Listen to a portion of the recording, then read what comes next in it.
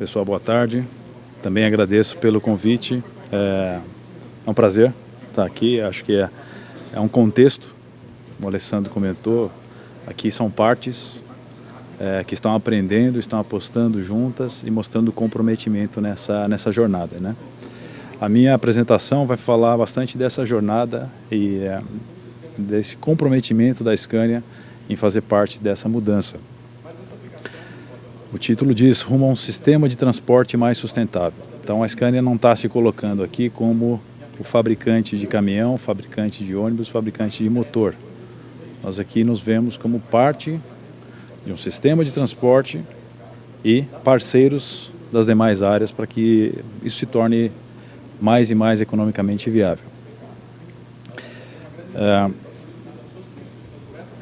Acertei.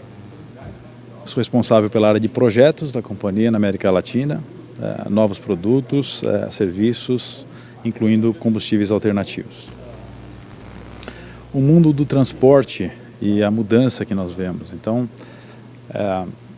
realmente a dependência do diesel ela é histórica, a indústria toda se desenvolveu em cima do diesel, isso não vai sumir para o dia de amanhã.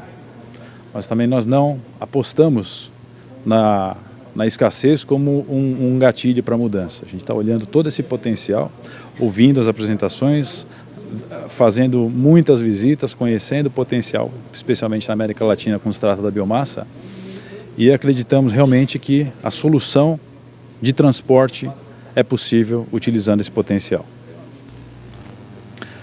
Ser sustentável não é uma opção, é uma necessidade, e aqui cabe dizer que a sustentabilidade ela é econômica, financeira. Nós acreditamos muito nessa solução no sentido de eficiência operacional.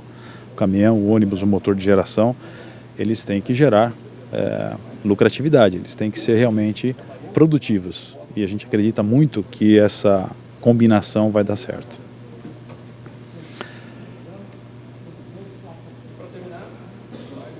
Se eu estou apontando para o lado errado, o slide desistiu de mim. E aí, as opções, na verdade, os maiores motivadores, agora mudou vários. Os maiores motivadores, aqui acho que é mais do mesmo, né? A questão é que esse tipo de fórum nos mostra o quanto a gente está disposto a discutir e realmente encarar essa realidade. A Scania se coloca como parte deste problema que é a poluição e queremos ser parte da solução. E uma solução sustentável, inteligente, que utilize o potencial da indústria sucroalcooleira e todo esse potencial de biomassa que está sendo discutido. Então, congestionamentos, poluição, segurança energética, as mudanças climáticas, isso faz parte desse contexto que urge por mudança. Então, esse é o pano de fundo dessa motivação.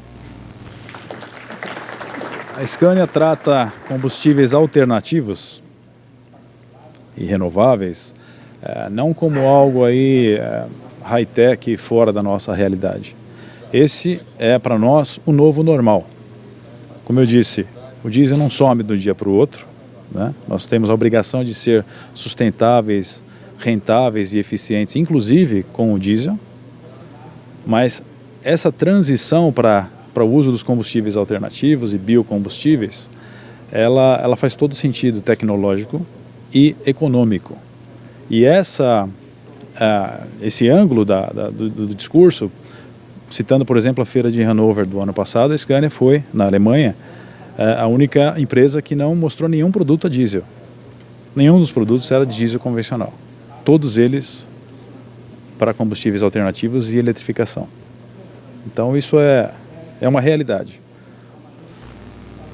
Olhando então, e não vou entrar nos detalhes, mas aos colegas da Scania que estão aqui, nós vemos esse slide praticamente em todas as reuniões de decisão e priorizações, né? A parte de cima a gente enxerga ali transporte sustentável, fazendo as coisas certas, fazendo as escolhas certas. Então, eficiência energética, o transporte inteligente e seguro e combustíveis alternativos e eletrificação.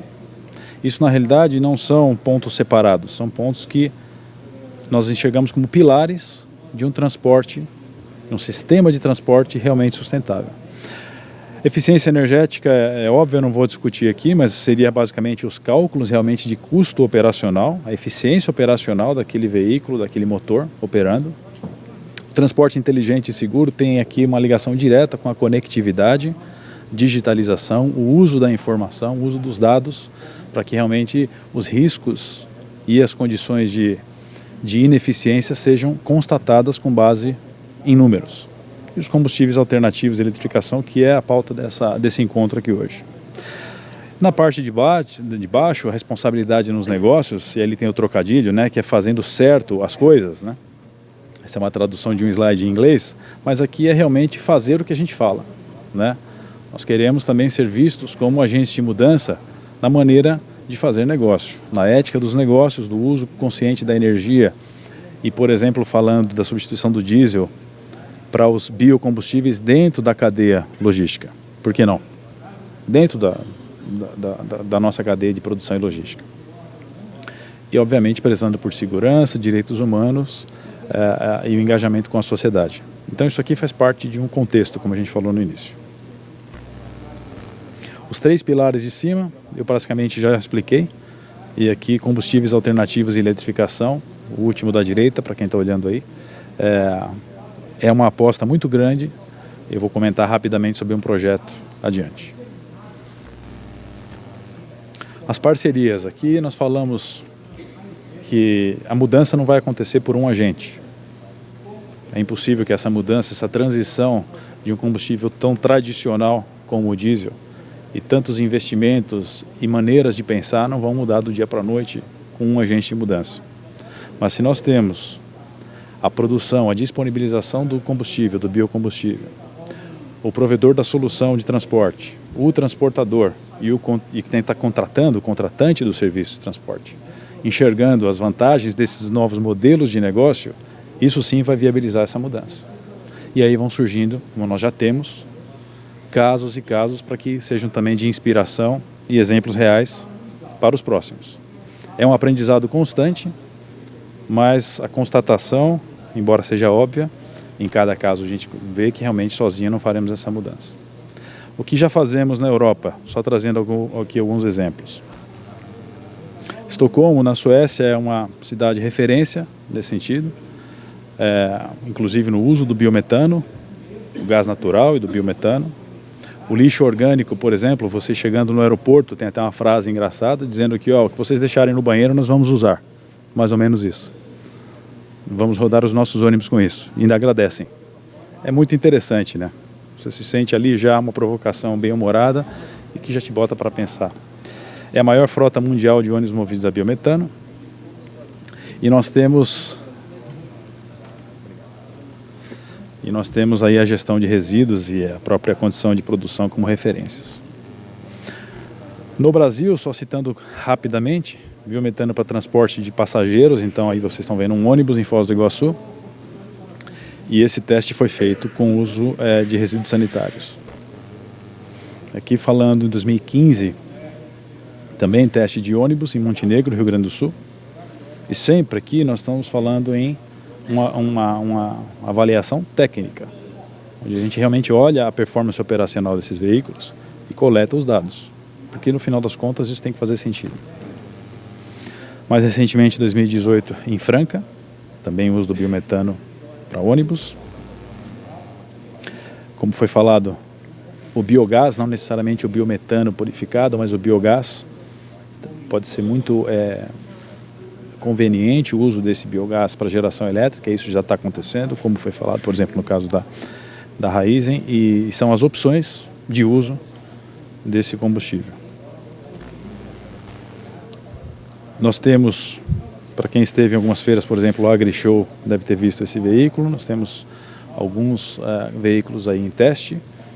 Esse é um que está rodando, vocês estão vendo lá, citrosuco, transporte de suco de laranja, uma aplicação de distribuição, e está rodando com gás. Eficiência operacional fantástica, economia de combustível. Então é um ótimo exemplo, né? Ele realmente mostra que a tecnologia vem casando muito bem, e aqui não estou para fazer propaganda da marca, mas a gente realmente acredita na solução. A gente tem um sistema que a gente chama de modularização, onde você consegue montar a especificação do veículo de acordo com as condições de operação. E o uso do biometano, posso garantir para vocês que é extremamente positivo e dá uma eficiência operacional realmente para nos deixar felizes e motivados a fazer essa mudança. O desafio é estressar as aplicações, então nós temos, por exemplo, como próximos passos aqui, por exemplo, colocar mais e mais veículos em aplicações do tipo cana-de-açúcar, transporte de madeira, mineração. São aplicações realmente pesadas, que você na Europa, por exemplo, na Suécia, você não teria uma aplicação nessa condição. Em alguns pontos da Europa, sim. E o valor de testar esses carros e realmente provar a sua performance no Brasil é enorme. Porque a gente verifica a performance, tem a oportunidade de mostrar os produtos e da mesma forma, aprender que, olha, esse modelo de negócio funcionou dessa forma. Se eu estiver indo para aterro sanitário, então a especificação pode ser um pouco diferente, mas a aplicação vai se pagar devido a essa economia. Então é uma questão de aprendizado constante, mas por enquanto a gente tem um sinal extremamente positivo e a gente acredita que isso é realidade de curtíssimo prazo. O que não está aqui, mas eu posso dizer, é que nós já estamos investindo na industrialização do caminhão a gás, na planta aqui do Brasil, de São Bernardo do Campo, né? Então, eu não estou falando aqui de investimento a ser aprovado, estou falando de um projeto em andamento. Então, para o ano que vem, a gente tem a possibilidade de industrialização desses produtos aqui. Obviamente, a combinação de custos inclui, para quem está adquirindo o produto, o preço de aquisição. Então, o preço de aquisição, a disponibilização do combustível, o custo que vai chegar, a estabilidade, foi mencionado IPCA, por exemplo, a flutuação aqui, para quem analisa custo operacional, é o pior inimigo. Se você tem a condição de estabilização, você tem bom uso de conectividade, você dimensiona o sistema para que ele trabalhe de uma maneira um regime mais estável possível, porque essa estabilidade, na verdade, remete à eficiência. E eficiência remete à lucratividade. Por isso, o caminho seguir, os desafios que a gente tem assumido em parcerias e valorizando muito esse tipo de encontro e aprendizado, realmente essa conciliação de solução tecnológica e bom uso do potencial, e o potencial é enorme. Toda vez que eu vejo esses números, para mim, eles me surpreendem, porque realmente assim, é uma questão de você olhar alguém que planta cana-de-açúcar e está puxando a carga com diesel, com esse tipo de disponibilidade, não faz o menor sentido. Essa mudança tem que acontecer. Políticas públicas é importantíssimo, como eu falei, por exemplo, condições de aquisição de um veículo de energia limpa, ou mesmo de implantação da infraestrutura. Acho que isso é uma questão de ganho-ganho. Regulamentações, essas linhas de crédito estão vinculados, né? E a questão da infraestrutura, porque, como eu disse, o nosso pré-sal caipira, gostei dessa expressão, vou usar mais, a disponibilidade, a estabilização desse sistema é o que vai provar a eficiência do transporte. Então, isso é o caminho. Esse foi meu último slide, não deixei tanto tempo sobrando, mas ainda está sobrando 1 minuto e 35 agora. Agradeço e vamos para o debate, vamos conversar um pouquinho mais. Obrigado, pessoal.